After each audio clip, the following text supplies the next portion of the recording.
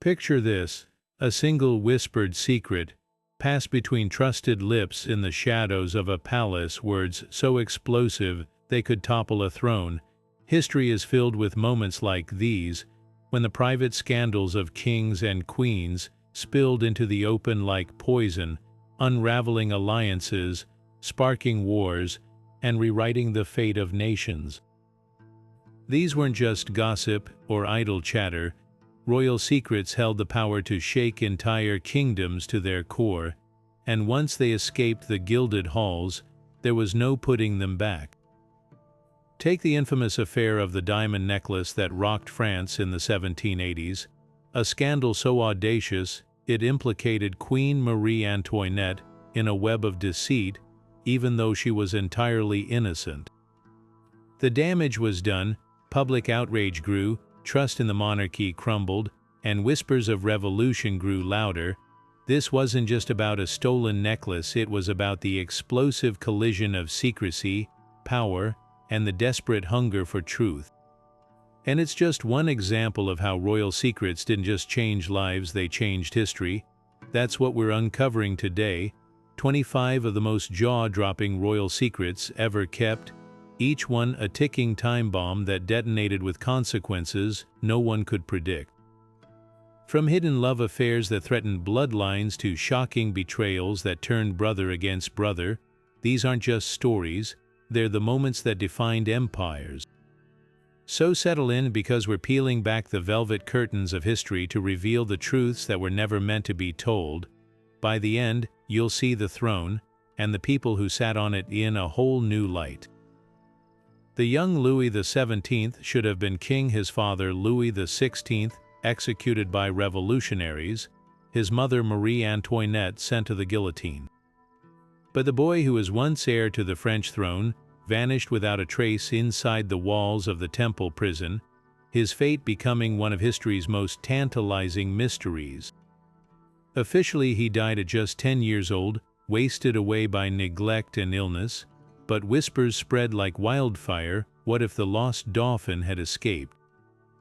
For decades, men stepped forward claiming to be him, each spinning elaborate tales of secret rescues and royal blood. One of the most famous, a German clockmaker named Karl Wilhelm Naundorf, even convinced a faction of loyalists with his uncanny knowledge of court life. But the truth was buried deeper. In 2000, scientists exhumed what was believed to be the young prince's heart, a relic kept by a grieving doctor after his supposed death. DNA testing revealed a startling match to Marie Antoinette's hair, confirming the tragic likelihood that the boy had indeed perished in captivity, yet the myth refused to die. Royalists clung to hope, using the legend of his survival to fuel rebellions against the new French Republic. The lost heir became more than a boy, he was a symbol, a ghost of the old regime haunting a nation struggling to redefine itself. Even today, historians debate whether the DNA tells the full story, or if some secrets are too explosive to stay buried. The Tudor court thrived on secrets, but none carried more explosive potential than the rumor that Henry VIII had an illegitimate son, one born to Mary Boleyn before her sister Anne ever caught the king's eye. Meet Henry Carey, a man whose very existence threatened to rewrite the history of England's most infamous dynasty. Officially, he was just another nobleman, raised in the shadows of power. But whispers followed him his entire life, whispers that he was the king's true firstborn son, a secret heir with royal blood running through his veins. Mary Boleyn's affair with Henry was no secret at court. She'd been his mistress long before Anne's rise, and when Henry Carey was born in 1526, the timing was impossible to ignore. The king himself showed the boy unusual favor, granting him titles and lands far beyond what a minor noble's son could expect. Even more telling, when Elizabeth I took the throne decades later, she elevated Henry Carey to the peerage as Baron Hunsdon, a move that raised eyebrows across Europe. Was this mere coincidence, or a sister acknowledging a brother the world wasn't meant to know? The implications were staggering. If Henry Carey was truly the king's son, he held a stronger claim to the throne than Elizabeth herself. Illegitimate children couldn't inherit under normal circumstances, but Henry VIII had spent his life rewriting the rules of succession. What if he'd intended to legitimize the boy? The Tudor line might have avoided the crises that followed Edward VI's premature death, Mary's bloody reign, even Elizabeth's battles over legitimacy. Instead, the secret remained buried, though never quite forgotten. Elizabeth's enemies seized on the rumors, using them to undermine her rule. Catholic factions in Europe whispered that she was a bastard twice over, her mother Anne executed for treason, her father's secret son the true heir. Even as Henry Carey loyally served Elizabeth as a military commander and trusted advisor, the past clung to them both. In the end, he chose loyalty over ambition, taking the truth, whatever it was, to his grave. But history still wonders, did England's greatest queen spend her life looking over her shoulder at the brother who could have taken it all away? Alexander the Great conquered the known world by 32, but his sudden death in Babylon left historians grappling with one of antiquity's most explosive questions: was it fever that killed him, or foul play? The official story claims he succumbed to malaria or typhoid after a night of heavy drinking in 323 BC, yet whispers of poisoning began circulating before his body even went cold. Ancient sources like Plutarch and Diodorus record eerie details: Alexander screaming in agony, accusing his inner circle of betrayal in his final hours. Even his loyal generals exchanged suspicious glances as their leader writhed in torment for nearly 2 weeks before finally going still, the prime suspect. His own generals, who stood to carve up his empire the moment he was gone, Cassander, later ruler of Macedon, had openly clashed with Alexander and allegedly smuggled poison from the icy waters of the Styx River, a substance ancient Greeks believed could kill undetectably. Others pointed to Roxana, his pregnant wife, who may have feared being sidelined by Alexander's Persian bride Statira. Roxana famously murdered Statira and her sister shortly after Alexander's death, fueling theories she'd acted to secure her son's inheritance by any means necessary. Modern science adds chilling layers to the mystery. In 2019, toxicologists re-examined the symptoms described in ancient texts: violent cramps, progressive paralysis, and a creeping chill despite Babylon's heat. They matched eerily with white hellebore poisoning, a plant common in Greek assassinations. Even more damning, Alexander's body reportedly didn't decompose for days, a phenomenon seen in some alkaloid poisonings. The same generals who divided his empire: Ptolemy, Seleucus, Antigonus later erased rivals and rewrote histories, leaving clues that suggest a coordinated cover-up. The fallout was catastrophic. Without Alexander's iron grip, his empire shattered into warring factions called the Diadochi. Decades of bloodshed followed as former comrades turned their armies on each other, their loyalty dying with the king they may have murdered. Cities burned, alliances fractured, and the dream of a unified Hellenistic world dissolved into petty kingdoms. Had Alexander lived just 5 more years, history might remember him as the ruler who fused East and West permanently. Instead, his death, natural or orchestrated, became the catalyst for centuries of conflict, proving no secret stays buried forever when thrones are at stake. The night of July 17, 1918, should have been the end of the Romanov dynasty, the final, brutal punctuation to 300 years of rule. In a cramped basement in Yekaterinburg, Bolshevik soldiers lined up Tsar Nicholas II, his wife Alexandra, and their 5 children before opening fire. But what happened next became a decades-long cover-up that spawned countless conspiracy theories. The bodies weren't displayed as proof of the monarchy's fall. Instead, they vanished into the Siberian night, their disposal so haphazard it reeked of panic. At first, Soviet officials claimed only Nicholas had been executed, insisting the family was relocated. Then, as rumors swirled, they changed their story, admitting the entire family's murder but withholding the burial site. It wasn't until 1991, after the USSR collapsed, that amateur sleuths stumbled upon a shallow pit in the Koptyaki forest. Inside, the bones of Nicholas, Alexandra, and 3 of their children were identified through DNA. But 2 bodies were conspicuously absent: Alexei, the hemophiliac heir, and one of his sisters, likely Anastasia. That missing gap in the grave ignited a wildfire of speculation. For years, women across Europe claimed to be Anastasia, the most famous being Anna Anderson, whose dramatic court battles captivated the world.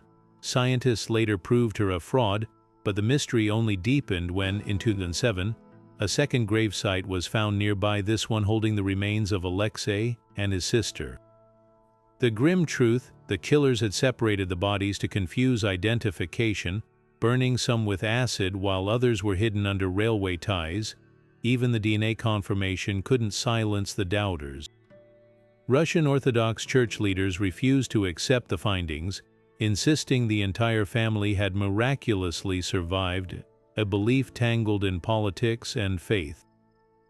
Meanwhile, conspiracy theorists spun tales of secret rescues, swapped identities, and even British intelligence smuggling out the youngest Romanovs. The Bolsheviks' botched cover-up had backfired spectacularly. By burying their crime in layers of deception, they'd ensured the Romanovs' legacy would outlive the revolution that tried to erase them. Today, their remains rest in St. Petersburg's Peter and Paul Cathedral, yet the whispers of what really happened that night still echo through history. England's King Edward IV was a man who loved secrets, especially when it came to women, but one hidden romance would come back to haunt him in ways he never imagined, unraveling his legacy and plunging England into civil war. Years before he famously married the beautiful widow Elizabeth Woodville, Edward had already exchanged vows with another woman, Eleanor Talbot, daughter of the legendary warrior Earl of Shrewsbury. This wasn't some fleeting affair. It was a legally binding marriage, solemnized in secret but witnessed by enough people to make it dangerously real. The implications were earth-shattering. By English law, a pre-existing marriage made any subsequent union invalid, meaning Edward's children with Elizabeth Woodville, including the future Edward V, were technically bastards with no claim to the throne. For years the secret stayed buried, until a power-hungry noble named Richard Neville, the Earl of Warwick, got wind of it. Warwick, once Edward's closest ally, had grown furious over the king's reliance on the Woodville family. He saw the Talbot marriage as the perfect weapon, spreading rumors that the king was a bigamist and his heirs illegitimate, but the real explosion came after Edward's death, when his own brother Richard III used the secret to seize the crown. In 1483, Richard produced witnesses who swore under oath to the Talbot marriage, declaring Edward's sons unfit to rule. The boys vanished into the Tower of London, the infamous princes in the tower, while Richard took the throne. Public outrage erupted. The Talbot scandal didn't just discredit the Yorkist line, it gave Henry Tudor the opening he needed to challenge Richard at Bosworth Field, ending the Plantagenet dynasty forever. What makes this secret so devastating is how it warped the course of history. Had Edward never married Eleanor Talbot, his sons would have inherited peacefully. The Wars of the Roses might have ended decades earlier, sparing England countless battles. Instead, one man's reckless passion became the spark that tore a kingdom apart, proving that even kings can't outrun the secrets they leave behind. Cleopatra knew the power of secrets, how to keep them, when to reveal them, and most importantly, how to turn them into weapons. When she first smuggled herself into Julius Caesar's palace, rolled inside a carpet, it wasn't just a dramatic entrance, it was the opening move in a deadly game of political survival. Egypt was crumbling under debt and infighting, and the young queen understood that her only path to securing the throne lay in Rome's favor. What followed was one of history's most calculated bargains, a clandestine alliance with the most powerful man in the Republic. Their relationship was far more than a scandalous affair. Caesar reportedly fathered a son with Cleopatra, Ptolemy Caesar, nicknamed Caesarion, or Little Caesar. This wasn't just a personal bond, it was a dynastic lifeline.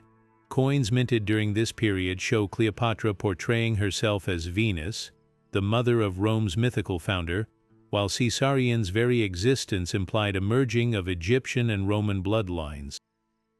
The message was clear: Cleopatra wasn't just Caesar's lover, she was positioning her son as his heir, a prospect that terrified the Roman Senate. When Caesar was assassinated in 44 BC, Cleopatra's careful plans unraveled. Rome's new leaders had no interest in a half-Egyptian heir, and Caesar's will pointedly ignored Caesarion. But Cleopatra didn't retreat, she doubled down, forging an even riskier secret pact with Mark Antony. Their alliance went beyond romance, it was a full-scale political merger. Antony declared Caesarion Caesar's true successor, legally recognized Cleopatra's children with him as rulers of vast eastern territories, and even minted coins depicting himself alongside the Egyptian queen as equals, a direct challenge to Rome's authority. The backlash was catastrophic. Antony's rival Octavian spun these deals as proof of treason, claiming Antony planned to move Rome's capital to Alexandria. When their forces clashed at Actium in 31 BC, Cleopatra's fleet famously withdrew mid-battle, a move some historians argue was prearranged, a desperate bid to salvage Egypt's independence by sacrificing Antony. It failed. With their defeat, the couple's secrets became weapons against them. Octavian paraded Caesarion's existence as evidence of Cleopatra's ambition, ordering the boy's execution to eliminate any threat. Cleopatra herself chose suicide over captivity, understanding that some secrets, once exposed, leave no room for survival. In the end, her bargains with Rome didn't just backfire, they erased an entire dynasty. Egypt became a Roman province, its treasures looted, its gods absorbed, yet Cleopatra's greatest secret wasn't her alliances or even her children. It was her belief that she could outmaneuver an empire playing by rules she'd written herself. That miscalculation cost her everything, proving that even the sharpest political mind can't control how history remembers its secrets. The Habsburg dynasty ruled Europe for centuries, their power stretching from Spain to Austria, but beneath the glittering crowns lay a dark secret slowly poisoning their bloodline. To keep power within the family, generation after generation married their own cousins, nieces, and uncles, weaving a genetic time bomb that would ultimately explode with Charles II of Spain. Known as the Bewitched, his reign became the tragic climax of a century of calculated inbreeding, a cautionary tale of how royal obsession with purity could cripple an empire. The numbers alone are staggering. Over 200 years, 11 of 16 Habsburg marriages were between close relatives, uncles wed nieces, first cousins married repeatedly, turning the family tree into a tangled knot. The goal was simple: consolidate land, avoid splitting inheritances, and keep rival nobles from marrying into their power, but the cost was written on Charles's body. By the time he took the throne in 1665, the damage was irreversible. His jaw jutted so far forward he could barely chew, his tongue so swollen speech was nearly impossible. Chronic illness left him weak, epileptic, and most devastating for a king expected to produce heirs completely infertile. Spain paid the price for these secrets. With no clear successor, Europe's powers circled like vultures. France's Louis XIV himself, married to Charles's half-sister, pushed claims to the throne, igniting the War of the Spanish Succession. What followed was 13 years of carnage, as Austria, Britain, and France tore the continent apart, fighting over the carcass of a dynasty that had essentially bred itself into extinction. The Habsburgs weren't blind to the risks. Court physicians whispered warnings, and diplomats fretted over the king's declining health, but pride overruled reason. They believed their divine right to rule could transcend biology itself. In the end, Charles's autopsy report read like an indictment. His body did not contain a single drop of blood, his heart was the size of a peppercorn, his lungs corroded, his intestines rotten. The Habsburgs had sacrificed their future at the altar of their past, proving no empire, no matter how powerful, can escape the consequences of its own secrets. Yet the scandal's true legacy wasn't just one king's suffering, it reshaped Europe's map. The war that followed Charles's death dismantled Spain's global dominance, handing Gibraltar to Britain and Flanders to Austria. A dynasty that once dictated terms to the world was reduced to a medical curiosity, its name synonymous with self-inflicted ruin. The Habsburgs didn't fall to invasion or rebellion, they were betrayed by the very blood they'd worked so hard to keep pure. The Tower of London has witnessed countless dark deeds, but none cast a longer shadow than the disappearance of two young boys, Edward V and his brother Richard, the famous princes in the Tower. Officially, their fate rests on the shoulders of Richard III, the uncle who locked them away after declaring them illegitimate, but dig deeper, and this centuries-old murder mystery unravels into something far more complex, a calculated power play where everyone, from rival nobles to foreign powers, had something to gain from two children vanishing without a trace. Start with the official story. In 1483, 12-year-old Edward and his 9-year-old brother were sent to the Tower, then a royal residence, not just a prison, to await Edward's coronation. But within months, their uncle Richard produced evidence that their parents' marriage was invalid, making the boys bastards. Parliament ratified his claim, and Richard took the crown. Then the unthinkable, the princes vanished. Most historians blame Richard, citing his motive eliminating rival claimants, and the chilling fact that no one saw the boys alive after that summer. Even Tudor propagandists like Thomas More painted him as a monster, describing how hired killers smothered the boys in their beds, but here's where the story twists. There's no concrete proof Richard ordered their deaths, no bodies, no eyewitness accounts, just rumors that grew louder after his death at Bosworth Field. Enter Henry VII, the man who defeated Richard and founded the Tudor dynasty. Henry had just as much to gain from the princes' deaths, maybe more. His claim to the throne was paper-thin, relying on distant Lancastrian ancestry and his marriage to the boy's sister, Elizabeth of York. If the princes had lived, they'd have been rightful kings. If they died under Richard's watch, Henry could paint himself as the avenging hero. Intriguingly, Henry's actions raise red flags. He never produced the boys alive to legitimize his rule, nor did he launch a formal investigation. Instead, he quietly repealed the act that declared them illegitimate, a move that, ironically, reinforced their legal right to the throne posthumously. Was this guilt political theater? Even the notorious pretender Perkin Warbeck, who claimed to be young Richard in the 1490s, met a suspiciously swift execution after Henry's spies confirmed his fraud. The fallout reshaped England. The mystery became a weapon wielded by every faction to justify rebellion or repression. For centuries, the missing princes symbolized monarchy's darkest face: ambition trumping kinship, power erasing innocence. Their ghosts haunted the Tudors, fueling plots and paranoia. When workers accidentally discovered two small skeletons in the Tower in 1674, the find only deepened the debate. Were these the princes? Modern forensics suggest the bones match their ages, but without DNA proof, doubts linger. Perhaps the real tragedy isn't just who killed them, but how their disappearance became a turning point. Richard's reputation never recovered, his name synonymous with treachery thanks to Shakespeare's villainous portrayal. Henry secured his dynasty, but at the cost of perpetuating a legend of royal brutality. And the English people, they learned a brutal lesson: trust no one who wears a crown, because blood is never thicker than power. The prince's fate remains history's coldest case, a secret so dangerous, it poisoned an entire nation's faith in its rulers. Catherine II didn't just inherit the Russian throne, she seized it in a bloodless coup so meticulously planned. It felt less like rebellion and more like a scripted play where everyone knew their lines except the doomed leading man.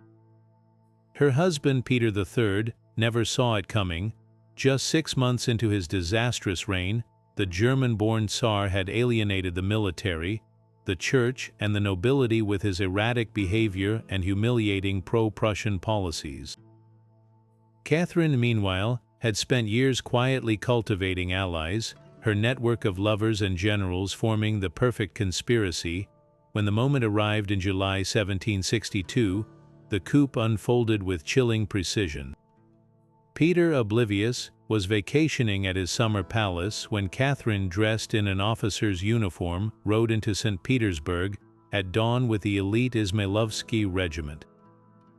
The capital erupted in cheers, soldiers pinned ribbons to her sleeves, priests blessed her as the mother of the nation, and within 48 hours, Peter was forced to sign his own abdication. The official story claimed he died of hemorrhoidal colic days later, but no one believed it. Whispers of murder clung to Catherine like perfume, with rumors ranging from poison to strangulation by her lover Alexei Orlov. The truth: Peter's death was likely inevitable. A living deposed Tsar was a rallying point for rebellion, and Catherine's grip on power depended on his silence. Yet the coup's brilliance lay in its optics. Catherine didn't just overthrow her husband, she rewrote history, painting Peter as a drunken fool and herself as Russia's savior. Her manifesto accused him of destroying the very soul of our nation, a narrative that stuck, but the stain never fully faded.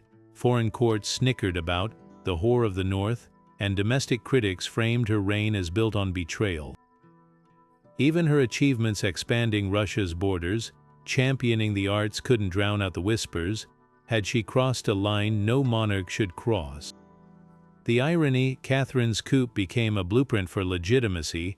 By proving a woman could rule with iron will, she shattered centuries of precedent, but the price was eternal suspicion. Every rebellion during her reign, every assassination plot, carried the echo of her own rise. In the end, the secret wasn't just how she took power, it was how the act of taking it forever shadowed her claim to be Russia's enlightened ruler. Some secrets don't just shake kingdoms, they haunt them. In the shadowed halls of Spain's royal court, a prophecy whispered among the Habsburgs like a curse, one so dangerous, it was buried beneath layers of denial and pride.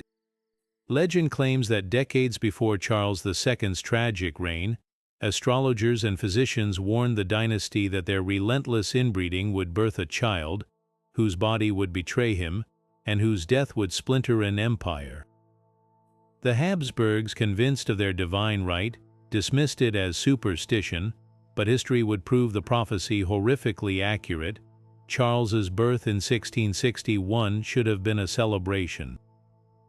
Instead, it was a quiet crisis. Midwives reportedly crossed themselves at the sight of the infant, his pale skin, weak cries, and the distinct Habsburg jaw already pronounced. As he grew, the signs multiplied. Chronic illness left him bedridden for weeks, his intellect stunted, his limbs frail. By adulthood, he couldn't walk without assistance, and his tongue was so swollen he slurred every word. Yet the court's greatest fear wasn't his suffering, it was the looming truth that he might be the last Habsburg king. The prophecy's final act unfolded with eerie precision. Charles's 2 marriages produced no living heirs, despite desperate prayers and dubious fertility treatments involving goat milk and ground gemstones. As his health deteriorated, Europe's powers circled. France's Louis XIV, married to Charles's half-sister, plotted to place a Bourbon on Spain's throne. Austria's Habsburgs, distant cousins, pushed their own claimant.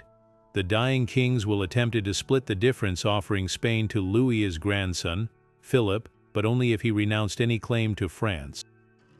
It was a doomed compromise. When Charles finally died in 1700, his autopsy read like a manifesto of genetic collapse: organs atrophied, heart shrunken, blood black and watery. The prophecy had come full circle. What followed was the War of Spanish Succession, a 13-year slaughter that redrew Europe's map. Over 500,000 lives were lost as France, Austria, Britain, and the Dutch Republic battled over the carcass of an empire weakened by generations of vanity. The cruelest twist, the Habsburgs' obsession with purity didn't just end their line, it shattered their legacy. Spain lost Gibraltar to Britain, Flanders to Austria, and its status as a global superpower forever. The prophecy, once suppressed as treasonous gossip, became a cautionary tale etched in blood. No dynasty, no matter how mighty, can outrun the consequences of its own secrets. And in the end, the Habsburgs didn't just fall, they unraveled from within, victims of a fate they'd written for themselves. Edward VIII's abdication speech in 1836 moved millions with its refrain about being unable to bear the crown without the help and support of the woman I love. But behind those carefully crafted words lay a web of secrets far darker than a simple romance. Secrets the British establishment worked desperately to keep from public view. On the surface, the crisis was about Wallis Simpson, the twice-divorced American whose relationship with the king violated the Church of England strictures. But dig deeper, and you'll find a ticking time bomb of political blackmail, Nazi sympathies, and a monarchy pushed to the brink. The government's panic wasn't just about morality, it was about survival. Prime Minister Stanley Baldwin and his cabinet had intercepted damning evidence that Edward and Wallis were dangerously close to Adolf Hitler's inner circle. FBI files later revealed Wallis's affair with a high-ranking Nazi diplomat, while Edward's own letters praised Hitler's genius and criticized Britain's resistance to German expansion.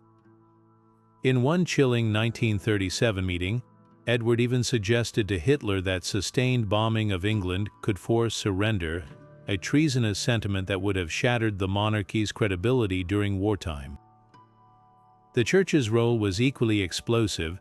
Archbishop Cosmo Lang privately warned Baldwin that coronating Edward with Wallis as queen would provoke a constitutional crisis, as the Church couldn't bless a marriage it considered adulterous. But Lang's real fear wasn't just theology, it was the king's blatant disregard for democracy.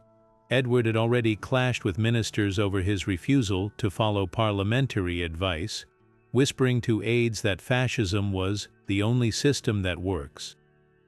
When Baldwin presented Edward with an ultimatum, give up Wallis or lose the throne, it wasn't just about a divorcee, it was about preventing a king who admired dictators from leading a nation on the brink of war. The abdication wasn't the end of the scandal, it was the beginning of a cover-up. Shipped off to France as the Duke of Windsor, Edward and Wallis made a disastrous 1937 visit to Germany, where they toasted Nazi officials and saluted Hitler. British intelligence, terrified the former king might leak military secrets, quietly exiled him to the Bahamas during World War II, where he could do less damage. Even Winston Churchill, who'd initially supported Edward, later admitted privately that the abdication had saved Britain from a king who might have been a puppet for our enemies. What makes this secret so explosive isn't just the betrayal, it's the hypocrisy. The monarchy presented Edward's departure as a noble sacrifice for love, burying his fascist leanings beneath layers of pageantry. Documents confirming the extent of his Nazi ties remained classified until the 21st century, proof of how desperately the crown wanted this chapter erased. Had Edward stayed, history might remember him not as a romantic, tragic figure, but as the British king who sympathized with the regime his people died fighting.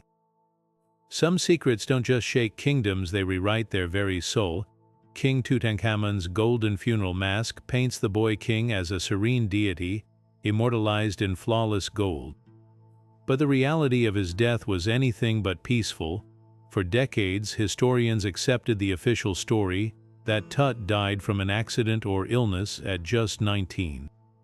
Then in 2005, a CT scan of his mummy revealed a shocking truth. The young pharaoh's left leg was shattered above the knee, a wound so severe it would have caused massive bleeding. Worse still, scans showed his rib cage was caved in, and a fragment of bone was lodged in his skull. This wasn't the quiet death of a sickly child, it was the brutal end of someone who'd been struck down with violent force. The question wasn't just how Tut died, but who stood to gain from his murder. His reign had been a desperate attempt to stabilize Egypt after the chaos of his father Akhenaten's radical religious reforms. Akhenaten had abandoned the old gods, worshipping only the sun disk Aten, a move that alienated priests and nobles alike. Tut, thrust onto the throne at just 9 years old, spent his short life trying to undo the damage, restoring the temples and appeasing the powerful clergy of Ammon. But not everyone welcomed this return to tradition. Enter I, Tut's elderly vizier and eventual successor. Here was a man who'd served Akhenaten loyally, but adapted swiftly when the winds changed. Ancient records show I overseeing Tut's funeral rites, an unusual role for a non-royal, made even more suspicious by his hasty marriage to Tut's widow, Ankhesenamun, just weeks after the burial. A surviving letter from Ankhesenamun to the Hittite king begs for help. "My husband is dead, and I have no son. Send me your prince to marry, lest I be forced to wed a servant." Many believe that servant was I, whose ascent to the throne reeked of opportunism. Then there's Horemheb, Tut's general and another eventual pharaoh. Military leaders rarely rise to power without ambition, and Horemheb's later reign saw him systematically erase Tut and I's names from monuments, a pharaonic equivalent of burning evidence. Some historians theorize Tut's injuries align with a chariot accident, a method of assassination easily staged by those controlling the royal stables. The most damning clue: Tut's mummy was hastily prepared, its embalming so botched that resin seeped into the skull fracture, fusing with the bone. Ancient embalmers were meticulous unless someone wanted the body sealed away before proper scrutiny. Even Tut's tomb, small and unfinished, suggests a rush job, as if his burial was an afterthought in someone's grander scheme. The tragedy of Tut's death isn't just the loss of a young king, it's how his murder unraveled a dynasty. Within years of his passing, Egypt's 18th dynasty collapsed, its throne seized by outsiders. The boy who tried to heal his kingdom became a pawn in a game far deadlier than anyone could have imagined.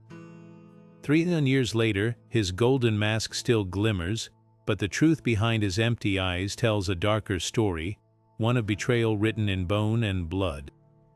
The Vatican's gilded halls have sheltered many scandals, but none burned as brightly or destructively as the Borgia family's grip on power under Pope Alexander VI. Officially, his papal vows demanded chastity, yet Rome's streets buzzed with rumors of his 4 illegitimate children, an open secret that became the engine of one of history's most brazen dynasties.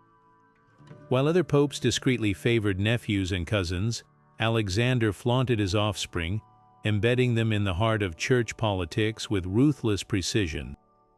His son Caesar, a cardinal at just 18, wielded an army alongside his crucifix. His daughter Lucrezia, married off 3 times for strategic alliances, became a pawn and player in equal measure. Together they turned the papacy into a family enterprise, where salvation took a backseat to power. Caesar Borgia was the sharpest weapon in Alexander's arsenal. Made a prince of the church before he could grow a beard, he traded his cardinal's robes for armor when ambition outgrew the pulpit. Contemporary chroniclers describe him hosting orgies in the apostolic palace, poisoning rivals with a ring of concealed poison, and allegedly murdering his own brother Giovanni, a crime whispered about but never proven. His most infamous act, inviting Rome's richest nobles to a banquet, only to have them strangled in a back room so he could seize their lands. Machiavelli later praised Caesar in The Prince as the model of calculated ruthlessness, a man who understood that fear, not piety, built empires. Then there was Lucrezia, whose reputation as a venomous seductress was largely crafted by enemies. In truth, she was a political chess piece, first married at 13 to secure an alliance, then forced into annulments when her father needed new deals. When her second husband became inconvenient, rumors claimed Caesar had him stabbed 12 times before his corpse was thrown into the Tiber. Yet Lucrezia wasn't just a victim, she grew into a skilled ruler, governing Spoleto in her own right and mastering the art of patronage. Her lavish parties, filled with artists and diplomats, became the stage where Borgia power was brokered. The family's influence stretched far beyond Rome. Alexander used papal bulls like personal checkbooks, granting New World territories to Spain in exchange for titles for his sons. He manipulated the College of Cardinals, stacking it with loyalists who turned conclaves into family meetings. When the French king invaded Italy, Alexander famously switched sides mid-war, backing whoever promised more land for Caesar. The Vatican's treasures funded private wars, its sacred offices sold to the highest bidders, all while the Borgias hosted masquerades where guests reportedly indulged in every vice imaginable. Their downfall came as swiftly as their rise. After Alexander's suspicious death in 1503, possibly from poison meant for someone else, Caesar's empire crumbled. Lucrezia reinvented herself as a duchess in Ferrara, whitewashing her past with charity, but the damage was done. The Reformation's fires found kindling in Borgia corruption, with Martin Luther citing their reign as proof the church needed cleansing. Even today, the name Borgia evokes not just scandal, but a seismic shift, the moment the papacy's spiritual veil slipped, revealing the raw hunger for power beneath. Their legacy isn't just in the blood they spilled, but in the question they forced the world to ask: when those who claim divine authority act like devils, who can the faithful trust? When the Bolsheviks stormed the Romanovs' palaces in 1917, they expected vaults overflowing with gold, but many of the Tsar's most priceless treasures had already vanished. Rumors swirled that loyalists, foreseeing the coming storm, had smuggled out jewels, artworks, and even solid gold religious icons in a desperate bid to preserve the dynasty's wealth. Over a century later, the fate of this missing fortune remains one of history's most tantalizing mysteries, igniting modern treasure hunts and even diplomatic showdowns between nations. The Romanovs weren't just rich, they were the wealthiest royals in Europe, with a private collection that made Britain's crown jewels look modest. Empress Alexandra alone owned a pearl necklace worth $30 million today, while the Tsar's Fabergé eggs' exquisite jeweled masterpieces were scattered across their palaces. As revolution spread, courtiers and servants allegedly hid troves of valuables in false-bottomed luggage, diplomatic pouches, and even inside musical instruments shipped abroad. One persistent legend claims a train loaded with gold bars disappeared en route to Siberia, buried by white army officers who died before revealing its location. The most credible lead points to the Yusupov family, close to the Romanovs, who reportedly funneled millions in jewels to London through covert channels. Their stash included the famed Polar Star diamond, which later surfaced in a Cartier collection, but the real prize, the lost amber room, a chamber walled entirely in amber panels gifted to Peter the Great, last seen packed into crates during the Nazi invasion. Some believe Romanov loyalists hid portions before the Germans arrived, though no trace has ever been found. Modern treasure hunters armed with ground-penetrating radar and declassified Soviet files have turned this into a high-stakes game. In 2012, explorers claimed to find a sealed train carriage in Poland filled with gold possibly linked to the Romanovs, only for the Polish government to deny access, citing security concerns. Meanwhile, Russian oligarchs quietly fund private searches, hoping to reclaim lost heritage or profit from it. The geopolitical tensions run deeper than greed. Russia's government insists all missing Romanov treasures are state property, demanding their return from museums and collectors worldwide. In 2019, a legal battle erupted over a Fabergé egg purchased at a flea market for $14,000 later valued at $33 million, with Moscow claiming it was stolen during the revolution. For historians, these treasures aren't just valuables, they're fragments of a shattered empire, and every discovery reignites debate over who truly owns the legacy of the Tsars. Perhaps the greatest secret isn't where the treasure lies, but why its ghost still haunts us. These jewels represent more than wealth, they're the last glittering echoes of a world obliterated by revolution, a reminder that even the mightiest dynasties can vanish overnight. And as long as a single golden egg or diamond remains missing, the Romanov story refuses to end. Jean Antoinette Poisson, better known as Madame de Pompadour, entered Versailles as Louis XV's mistress but left history as the shadow ruler of France. What began as a flirtation with a charming king transformed into something far more dangerous, a woman wielding unprecedented power from behind the throne, her delicate hands pulling the strings of state with the precision of a master puppeteer. The court initially dismissed her as another passing fancy, a beautiful distraction in silk gowns. They couldn't have been more wrong. Her influence went far beyond the bedroom. Within months, Pompadour had her own apartments at Versailles connected to the king's by a secret staircase, hosting nightly salons where ministers, artists, and diplomats competed for her favor. She handpicked government officials, brokered military alliances, and even dictated foreign policy, most notably pushing France into the disastrous 7 Years' War against Prussia and Britain. Contemporary letters reveal how ambassadors reported directly to her, bypassing the king's own advisors. One Prussian envoy wrote, "It is not His Majesty who governs, but the Marquis who governs through him." The backlash was volcanic. Aristocrat seethed as a commoner, the daughter of a disgraced financier, controlled access to the monarch.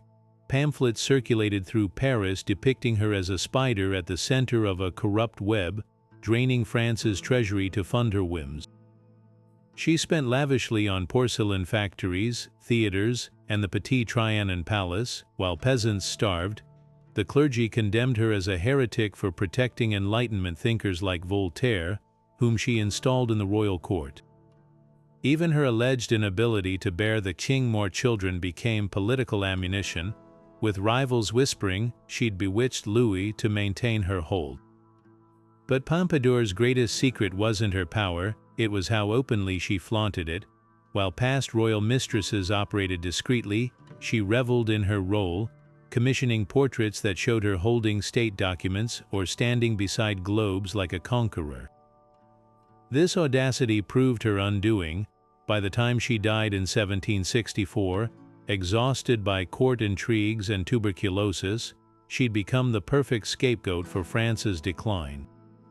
Revolutionary firebrands invoked her name as shorthand for royal excess, her gilded apartments proof that the monarchy cared more for pleasure than justice. The tragic irony, Pompadour herself warned Louis of growing unrest, urging reforms to ease the people's suffering, yet her very existence made change impossible. Every attempt at compromise was tainted by her involvement. In the end, the king's lover didn't just share his bed, she shared his downfall, her legacy reduced to a warning: when those without crowns wear invisible ones, the ground beneath a kingdom grows unsteady. Versailles' glittering halls still echo with her laughter, but history remembers the price France paid for letting a secret ruler reign. When Peter the Great died in 1725 without naming an heir, Russia stood at the brink of chaos until a single document surfaced, miraculously resolving the crisis. The so-called will of Peter the Great, hastily presented by Catherine I's supporters, proclaimed her the rightful successor, but from the moment it was unrolled, the parchment reeked of deception. The signature wobbled where Peter's usual hand slashed boldly. Phrases echoed legal terms Catherine's advisors used, not the Tsar's blunt style. Worst of all, the will contradicted Peter's lifelong obsession with meritocracy. He'd rewritten succession laws years prior to prevent unworthy heirs from inheriting. Yet here was this paper, suddenly endorsing his illiterate peasant wife, a woman who'd begun her rise from the royal laundry rooms. The truth, Catherine's allies, led by the cunning Alexander Menshikov, likely forged the document to secure their own power. Menshikov, Peter's former stable boy turned prince, knew Catherine's reign meant his continued influence. Without her, the old noble families, the Dolgorukovs and Golitsins, would have seized control, purging upstarts like him. The will's timing was suspiciously convenient, discovered just as factions prepared for war. Even Catherine seemed uneasy, initially refusing the crown before relenting under pressure from the Guards regiments Menshikov had bribed. The consequences shook Russia for decades. By legitimizing Catherine through fraud, the conspirators shattered Peter's carefully constructed succession system, which demanded rulers prove their capability. Future empresses like Anna and Elizabeth would point to Catherine's precedent to justify their own contested power grabs, each coup eroding faith in the monarchy's legitimacy. The fake will become a blueprint for palace revolutions, proof that with enough military support and audacity, anyone could rewrite the rules. Most damningly, the forgery exposed a truth Peter had tried to bury, that Russia's throne was never truly secure from opportunists. Later historians would find the original succession decree in archives, its ink faded but its message clear. Peter wanted a council to choose his heir, not a wife propped up by lies. That document gathered dust while a counterfeit shaped history, reminding us that sometimes the most dangerous secrets aren't hidden, they're paraded in plain sight, daring the world to call them lies. The grand halls of Versailles echoed with whispers in 1815, as Europe's most powerful monarchs gathered to rebuild a continent shattered by Napoleon. But beneath the surface of glittering balls and diplomatic toasts, a far darker game unfolded, one of secret pacts and backroom bargains that wouldn't just reshape borders, but plant the seeds for catastrophic wars a century later. The Congress of Versailles wasn't just about peace, it was a chessboard where kings and emperors traded entire nations like pawns, their hidden deals scribbled on parchment that never saw the light of day. Take the fate of Poland. While the world was told this historic kingdom would become a semi-independent, Congress Poland, under Russian protection, few knew the truth.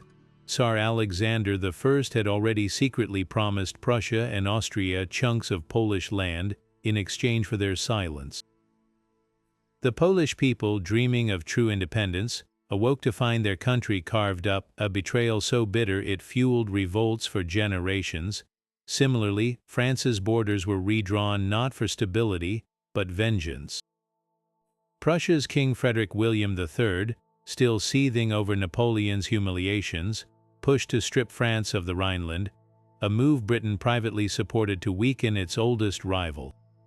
The most explosive secret, the so-called Holy Alliance between Russia, Prussia, and Austria, framed as a Christian brotherhood to maintain peace, its real purpose was far more sinister: to crush any whisper of revolution, whether liberal or nationalist, wherever it arose. When Spain's colonies in Latin America rebelled, the alliance secretly plotted to send troops across the Atlantic, until Britain, fearing disrupted trade, threatened naval intervention. These weren't just diplomatic spats, they were proof that the Congress's professed ideals of balance and legitimacy were smokescreens for raw power grabs. Yet the greatest tragedy of these hidden agreements wasn't their immediate cruelty, it was their long-term recklessness.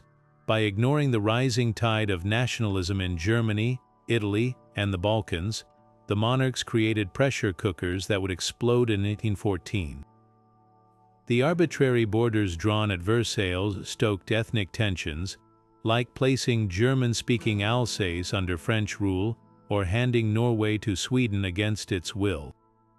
Even the creation of the neutral Netherlands as a buffer state backfired, as Belgium's rebellion decades later proved. The Congress's architects congratulated themselves for restoring order, but their secrets festered like unhealed wounds. When Gavrilo Princip fired the shot that sparked World War I, he wasn't just killing an archduke, he was tearing open the rotten seams of a system built on lies. The monarchs of 1815 thought they could divide nations like spoils and call it peace. History would show them how dearly secrets cost when they're written in the blood of millions. The Mongol Empire prided itself on unbreakable loyalty until one princess weaponized her bloodline to shatter that myth forever. In the early 1300s, as the Chagatai Khanate carved its domain across Central Asia, a royal daughter known only as Altani played the most dangerous double game in Mongol history. Raised in the gilded cages of Samarkand's palaces, she was expected to marry for alliance and fade into the annals of forgotten wives. Instead, she became the architect of her father's downfall, proving that even the fiercest dynasties could bleed from within. It began with whispers. Altani's father, the warlord Kebek Khan, trusted her enough to let her attend military councils, a rare privilege for a woman in a world where battle plans were sacred men's business. What he didn't realize was that his daughter had been secretly corresponding with the Ilkhanate, the rival Mongol faction ruling Persia. Through coded messages hidden in merchant caravans, she relayed everything: troop movements, supply routes, even the Khan's secret alliances with rebel factions in Tibet. Her motives remain murky. Some chroniclers claim it was revenge. Kebek had executed her lover, a Persian poet who dared to dedicate verses to her.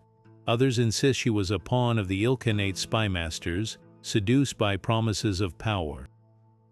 The betrayal reached its peak in 1325, when Altani leaked Kebek's plan to invade Khorasan. Forewarned, the Ilkhanate army ambushed his forces at the Battle of Merv, slaughtering thousands in a slaughter so complete it fractured the Chagatai Khanate's eastern flank. Kebek barely escaped with his life, returning to Samarkand to find his court in chaos. Suspicion fell immediately on Altani. According to the Persian historian Rashid al-Din, she was dragged before her father not in chains, but wearing the jewels he'd gifted her, a silent mockery of his trust. Her punishment was as brutal as it was symbolic. Kebek ordered her sealed alive inside a stone tower with nothing but a jug of water and a single pomegranate, the fruit representing the seeds of her treachery. Yet even in death, Altani's defiance echoed. The Ilkhanate, emboldened by her intelligence, went on to sack Bukhara, while Kebek's rivals within the Khanate used the scandal to undermine him. Within a year he was overthrown by his own brother, a coup that plunged Central Asia into decades of instability. What makes Altani's story so chilling isn't just the scale of her betrayal, it's how she exploited the one vulnerability no Khan could armor against: family. The Mongols built an empire on the principle that blood binds tighter than any oath. Altani proved that when royalty turns spy, even the mightiest horsemen can be unhorsed by the secrets they thought safest in their own tents. Cromwell's soldiers ransacked Edinburgh Castle in 1651, certain they'd find Scotland's crown jewels glittering in the vaults.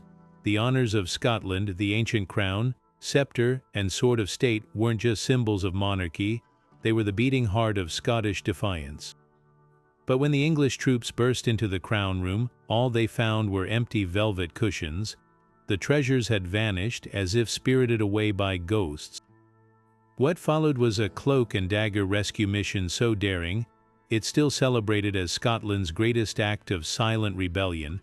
The man behind the theft wasn't a warrior or a noble, but a church minister named James Granger. As Cromwell's forces closed in, Granger and a handful of loyalists smuggled the honors out of the castle under cover of night. They hid the crown in a sack of wool, the sword disguised as a farmer's tool, and carried them to Kinneff Church, a small parish near the coast. There, beneath the stone floor near the altar, they buried Scotland's soul in a wooden box. For 9 long years, through Cromwell's brutal occupation, the secret stayed locked in the hearts of a few villagers. Even as English troops quartered in the church itself, no one betrayed the treasure beneath their feet. The honor's survival became a quiet legend, passed in whispers. When King Charles II was restored in 1660, the jewels were exhumed miraculously intact and returned to Edinburgh with fanfare, but their true power wasn't in their gold or gems, it was in the message they carried. While Cromwell had melted down England's crown jewels to fund his republic, Scotland's regalia had slipped through his fingers, proof that some symbols couldn't be erased by force. The irony, the honors were nearly forgotten again. After the Act of Union in 1707, they were locked away in a chest and left to gather dust for over a century. But like all great secrets, they resurfaced when Scotland needed them most. When Sir Walter Scott rediscovered them in 1818, their reappearance reignited national pride, a tangible link to a time when Scotland had outwitted an empire. Today they're displayed in Edinburgh Castle, not just as relics of monarchy, but as monuments to ordinary people who risked everything to keep a nation's spirit alive. Some thefts don't just steal objects, they steal history, and in this case, history fought back. Elizabeth I's reign wasn't secured by crowns or decrees, it was protected by shadows. While the Virgin Queen presented a glittering facade of power, her true strength lay in a sprawling, ruthless spy network that stretched from the taverns of London to the courts of Europe. At its heart stood two men, Sir Francis Walsingham, her spymaster with a mind like a steel trap, and Christopher Marlowe, the playwright whose double life as an agent proved deadlier than any of his tragedies. Together they wove a web of deception so intricate it ensnared kings and would-be assassins alike. Walsingham wasn't just a spymaster, he was a pioneer of modern intelligence. A Protestant zealot who'd witnessed the St. Bartholomew's Day massacre in Paris, he understood the Catholic threat firsthand. He recruited informants everywhere, disgruntled servants, bribed priests, even fellow spies who didn't realize they were being played. His headquarters at Seething Lane became a labyrinth of ciphers, invisible ink, and intercepted letters. One of his greatest coups, the Bloody Letter, smuggled out of Mary, Queen of Scots' imprisonment, its hidden cipher confirming her involvement in the Babington plot to overthrow Elizabeth. Walsingham didn't just catch traitors, he orchestrated their confessions, using double agents like Anthony Babington himself to lure Mary into damning correspondence. Then there was Marlowe. By day he penned immortal lines for the London stage, by night he frequented the docks and back alleys, gathering intelligence for Walsingham. Recent evidence suggests he wasn't just a spy, he was a provocateur, sent to infiltrate Catholic circles and stir dissent so the plotters would reveal themselves.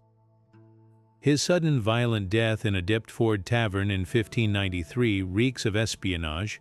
Officially, it was a brawl over a bill, but the coroner's inquest was suspiciously rushed, the witnesses unreliable. Some historians believe Marlowe knew too much or worse, was about to defect. The real genius of Elizabeth's secret army wasn't just its brutality, it was its theatricality. Walsingham didn't merely stop plots, he staged grand, public executions designed to terrify. When Babington and his co-conspirators were hanged, drawn, and quartered in 1586, the spectacle lasted 3 days, their mutilated bodies displayed across London as a warning. Even foreign ambassadors weren't spared. The theatrics. Walsingham once leaked fake invasion plans to Spanish diplomats, sending Philip II's navy on a wild goose chase. Yet the network's darkest secret, it may have engineered its own threats. Some historians argue Walsingham exaggerated or even fabricated certain plots to justify harsher crackdowns on Catholics. The Biplot of 1601, for instance, collapsed under contradictions, with evidence suggesting informants had egged on the conspirators. This wasn't just defense, it was psychological warfare, making every whispered prayer or midnight meeting feel like treason. Elizabeth's spies didn't just protect a queen, they invented the playbook for modern espionage. Walsingham's methods: surveillance, misinformation, honey traps echo in today's intelligence agencies. And Marlowe's fate serves as a grim reminder. In the shadow war between crowns, even the players are expendable. The Tudor court's golden age was gilded with blood and ink, written not just by monarchs, but by the unseen hands who moved them like pawns. When Mehmed II conquered Constantinople in 1453, he didn't just claim a city, he rewrote the rules of royal survival. The young sultan, known as the Conqueror, faced a problem as old as empires themselves: how to prevent the bloody civil wars that tore Ottoman dynasties apart whenever a ruler died. His solution was as ruthless as it was effective: a law quietly added to the empire's legal code sanctioning the murder of royal brothers. With a single edict, Mehmed turned family into a battlefield where only the strongest would emerge alive. At first glance, the logic seemed coldly pragmatic. Before Mehmed's reign, succession disputes had repeatedly plunged the empire into chaos. Princes raised in distant provinces would raise armies, forging alliances with rival factions or foreign powers to challenge their siblings. The cost was staggering: entire regions devastated, treasuries drained, and the empire vulnerable to its enemies. By legalizing fratricide, Mehmed aimed to streamline the transition of power, ensuring the throne passed seamlessly to a single heir who could rule without challengers. "Of my sons to whom God grants the sultanate," his law stated, "it is proper for the order of the world that he should kill his brothers." The decree wasn't just words. Mehmed himself set the precedent, ordering the strangulation of his infant half-brother immediately after his own ascension. Yet the policy's unintended consequences were as violent as its intentions. Later sultans twisted Mehmed's law into a grotesque ritual. When Sultan Selim the Grim took power in 1512, he executed not only his brothers but 7 nephews, some still in their mother's arms. The Topkapi Palace's courtyards, once filled with the laughter of royal children, became stages for silent executions carried out by mute eunuchs to ensure secrecy. Survivors like Prince Sem, who fled to Europe, found themselves pawns in international power games, their very existence giving Christian kings leverage against the Ottomans. The darkest irony, the law bred the very instability it sought to prevent. By the 1600s, sultans, paranoid and isolated in the palace's inner chambers, began imprisoning brothers instead of killing them. These caged princes lived in luxury but under constant surveillance, emerging as rulers decades later with no experience of governance or war. The legendary Sultan Ibrahim, dragged from confinement in 1640, was so mentally shattered by his isolation that he reportedly threw coins at fish in the palace fountain, believing they were his drowned viziers. Mehmed's grim secret didn't just shape the Ottoman Empire, it haunted it. The policy's psychological toll birthed a line of increasingly ineffective rulers, while its brutality fueled rebellions across Islamic lands where scholars condemned fratricide as un-Islamic. Yet for all its horrors, the law worked in one respect. For nearly 2 centuries, no Ottoman civil war erupted over succession. The sultans paid for that stability in blood, not just their brothers, but eventually their own. By the 1800s, reformist sultans abandoned the practice, but the damage was done. The empire that once terrified Europe now rotted from within, its dynasty weakened by the very law meant to protect it. Some secrets don't just shake kingdoms, they redefine the cost of power itself. Marie Antoinette's legacy was written by her enemies, caricatured as the frivolous Madame Deficit, who danced while France starved.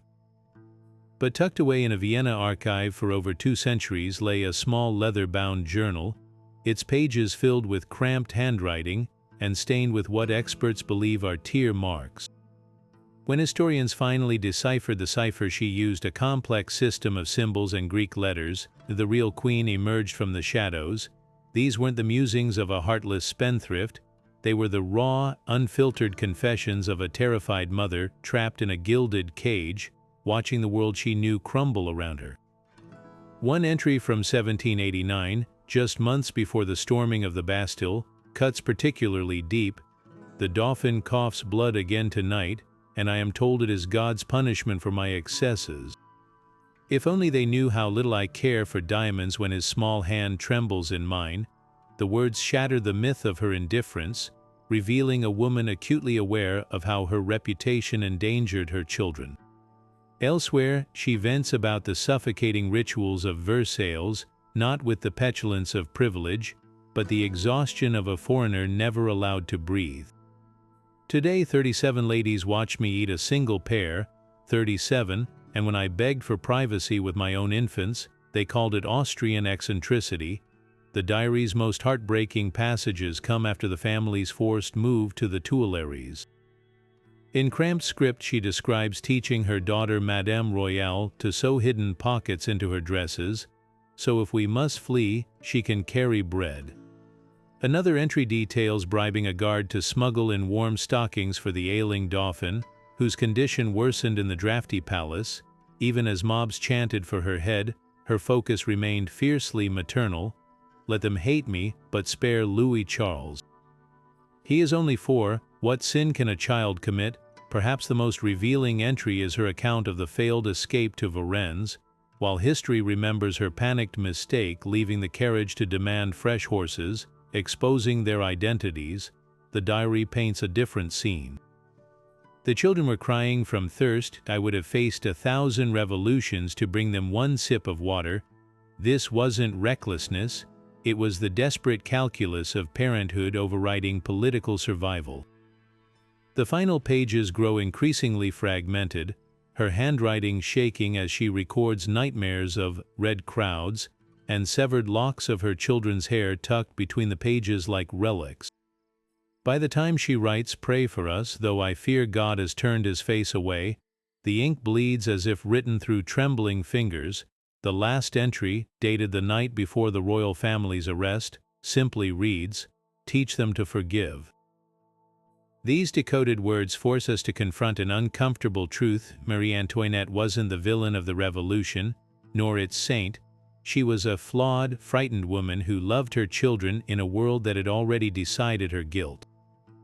The diary doesn't excuse her blindness to France's suffering, but it complicates it, reminding us that history's monsters are often just people who laughed, wept, and prayed in languages we're only now learning to hear. The blade flashed, the blood flowed, and with a final cry, the most infamous tyrant in Roman history was gone. Or was he? When Emperor Nero plunged a dagger into his own throat in 68 AD, the Senate rejoiced, the people celebrated, and Rome believed the nightmare was over. Yet within months, whispers began swirling through the empire's eastern provinces. Nero hadn't died at all. Some claimed loyalists smuggled him out in a servant's disguise. Others said his corpse was a carefully staged double. The rumors became so persistent, so tantalizing, that for decades afterward, at least 3 impostors would rise up, each claiming to be the exiled emperor returned to reclaim his throne. This wasn't just wishful thinking, it was a conspiracy theory so potent it nearly unraveled Rome itself. The seeds of doubt were planted the moment Nero's body was cremated. Witnesses noted the corpse's face was inexplicably obscured by a cloth, its features impossible to verify. Ancient historian Tacitus records how Nero's nurse and mistress quietly buried the ashes in an unmarked tomb, avoiding public scrutiny. Within a year, reports surfaced from Parthia, Rome's bitter rival, that Nero was alive, gathering an army beyond the Euphrates. The timing was suspiciously convenient. Nero had always been popular in the empire's Greek-speaking East, where his love of theater and music resonated more than in stodgy Rome. Eastern mints even continued stamping coins with his image years after his death, as if expecting his return. Then came the impostors. The first emerged in 69 AD during the chaotic year of the 4 emperors. This false Nero attracted a following in Asia Minor with his uncanny resemblance, right down to the emperor's signature lyre playing and singing voice. He nearly secured Parthian military backing before Roman forces hunted him down. Undeterred, a second pretender arose 20 years later, rallying disaffected troops in Syria. The most audacious appeared during Emperor Domitian's reign, convincing Armenia's king to recognize him as the true Nero before being unmasked as a fraud. Each claimant exploited a bizarre truth. Nero's misrule had been so spectacular, so larger than life, that many simply refused to believe it could end with something as mundane as suicide. What makes this legend so fascinating isn't just the audacity of the deception, it's how the myth outlived the man. Early Christian writers, eager to paint Nero as the Antichrist, prophesied his return from the dead. Even as late as the 5th century, pockets of the Eastern Empire still whispered that Nero would one day rise to punish Rome for betraying him. The emperor's ghost haunted the imperial imagination, a cautionary tale about how easily reality could blur into myth when power was at stake. In the end, Nero's greatest performance wasn't his reign or even his death, it was the enigma he left behind, proving that sometimes the most dangerous lies are the ones people desperately want to believe. The Mughal court shimmered with gold and whispered scandal nowhere more so than in the private chambers of Shah Jahan, the emperor who built the Taj Mahal as a monument to eternal love. But what if that love wasn't reserved solely for his dead queen Mumtaz Mahal? Persistent whispers in Persian chronicles and European travelers' accounts suggest another, far more dangerous passion, his alleged affair with a low-ranking courtier named Sati-un-Nisa, a woman whose influence may have reshaped an empire's destiny and left its mark on history's most famous mausoleum. Sati-un-Nisa wasn't just any attendant. As the head stewardess of the imperial household, she held unprecedented access to the emperor's private quarters, a privilege that fueled speculation. Jesuit priest Father Sebastian Manrique, stationed in Agra at the time, wrote of a woman of uncommon wit who held the emperor's ear in matters of state as well as the heart. More damningly, the official court historian Muhammad Salih discreetly noted Shah Jahan's particular favor toward her, an unusual distinction for someone outside the royal family. The scandal wasn't just romantic, it was political. In a court where proximity to the emperor meant power, Sati-un-Nisa's critics claimed she manipulated architectural plans, even persuading Shah Jahan to alter the Taj Mahal's gardens to reflect her Persian homeland's symmetries rather than traditional charbagh layouts. The affair, if it occurred, could explain one of the Taj's enduring mysteries. While the mausoleum's exterior celebrates Mumtaz, its interior reveals curious omissions. Mumtaz's cenotaph sits off-center, an architectural heresy in Islamic tomb design. Some scholars argue this was Sati-un-Nisa's subtle rebellion, ensuring her own influence lingered in the building's bones. More explosively, rumors swirled that Shah Jahan planned a black marble mirror image Taj across the Yamuna River, not for himself, as commonly believed, but as a secret tribute to his living lover. The project was abandoned when war erupted, but the symbolism haunted the court. The fallout was inevitable. When Shah Jahan fell gravely ill in 1657, his sons scrambled for power, and Sati-un-Nisa became a target. Prince Aurangzeb, the puritanical future emperor, reportedly had her poisoned, viewing her as both a moral stain and a threat to his succession. Shah Jahan, imprisoned by Aurangzeb in Agra Fort, allegedly spent his final years staring at the Taj through a diamond-refracted window, not just mourning Mumtaz, perhaps, but also the love he couldn't memorialize. The tragedy here isn't just forbidden passion, it's how desire can warp legacies. The Taj stands as a monument to Shah Jahan's love for Mumtaz, yet its shadows may hide another woman's name, whispered in the flutter of a jolly screen or the bend of a cypress tree. History remembers emperors for their grand gestures, but sometimes the most revealing secrets are the ones carved in negative space, the absences that speak louder than marble.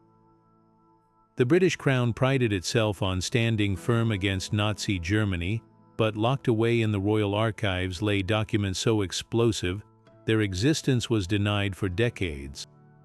While Winston Churchill rallied the nation with stirring speeches about fighting tyranny, a very different conversation was unfolding behind palace doors. Declassified papers reveal that Edward VIII, the king who abdicated for love, wasn't just sympathetic to Hitler, he actively undermined Britain's war effort, even after his exile. And he wasn't alone. Letters, telegrams, and memos expose a shocking truth. Sections of the royal family flirted with fascism at the very moment their country faced annihilation. At the heart of the scandal was Edward himself. Freshly stripped of his throne in 1936, the former king and his wife Wallis Simpson embarked on a tour of Nazi Germany the following year, where they were feted like heads of state. Newsreels show Edward giving stiff-armed salutes to SS officers, while private diaries recount him toasting Hitler as a man of peace, but the real betrayal came later. Intercepted communications prove that as Duke of Windsor, Edward leaked Allied military plans to the Nazis during his postings in France and the Bahamas. In one 1940 telegram to a German contact, he reportedly advised bombing Britain's industrial centers to break civilian morale. Churchill, fearing the ex-king might defect, exiled him to the Caribbean under virtual house arrest, disguising it as a governorship. Edward's brother, King George VI, publicly embodied wartime resolve, yet the archives hint at quieter tensions. His uncle, the Duke of Kent, openly praised Hitler's economic policies in letters to German aristocrats, while their cousin Prince Philip of Hesse, married to Italy's Princess Mafalda, acted as a backchannel between Hitler and Mussolini. Even Queen Elizabeth's mother, the beloved Queen Mother, faced scrutiny. German diplomatic cables describe her as initially advocating appeasement, though she later became a vocal supporter of the war. The most damning evidence emerged in 2015, when a trove of Foreign Office files surfaced. One memo detailed a 1939 meeting where Edward allegedly told a Nazi diplomat, "England will never win this war. The sooner you bomb them into submission, the better." Another revealed that British intelligence considered prosecuting him for treason until Churchill intervened, fearing the scandal would shatter public morale. Instead, they rewrote history, casting Edward's abdication as a romantic sacrifice rather than a geopolitical crisis. This wasn't just about one rogue prince. The monarchy's Nazi ties reflect a deeper, uncomfortable truth. For many European royals, fascism initially seemed a bulwark against communism, which threatened their very existence. Some, like Spain's Alfonso XIII, actively lobbied for Hitler to restore deposed monarchies. Others, like Romania's Carol II, toyed with fascist alliances to cling to power. The Windsors' dance with dictatorship wasn't an aberration, it was part of a desperate aristocracy's scramble to survive in a world where thrones were toppling. The ultimate irony, Edward's betrayal may have saved the monarchy. By removing himself, he allowed George VI and Queen Elizabeth to reinvent the crown as a symbol of democratic resilience. Yet the cost of that reinvention was silence, decades of carefully curated secrecy, where inconvenient letters vanished and uncomfortable questions went unanswered. Only now, as archives crack open, do we see how close the crown came to catastrophe and how fragile its survival truly was. Some royal secrets don't just shake kingdoms, they force us to rewrite the stories we tell ourselves about who stood where when the world caught fire. From clandestine affairs that rewrote succession laws to forged wills that redirected entire empires, these 25 royal secrets have proven time and again that history is rarely as simple as the textbooks claim. Each scandal, whether the Habsburg self-destruction through inbreeding, Nero's posthumous impersonators, or Edward VIII's Nazi sympathies, rippled far beyond palace walls, toppling thrones, igniting wars, and reshaping nations. Some, like the Dauphin's tragic fate or the Romanov treasure hunts, remain unsolved puzzles still sparking debates today. Others, like Cleopatra's doomed bargains or Mame II's fratricide decree, remind us how power corrupts even the most brilliant minds. Behind every polished crown, there lies a hidden crack, a truth so explosive it could shatter dynasties. What makes these stories endure isn't just their drama, but what they reveal about the nature of power itself. Monarchs ruled by divine right, yet their reigns often hinged on lies so fragile, a single whisper could unravel them. The Borgias papacy proved religion could be weaponized, while Elizabeth I's spy network showed governance was as much about deception as diplomacy. Even Marie Antoinette's decoded diary forces us to confront how easily history vilifies women who defy expectations.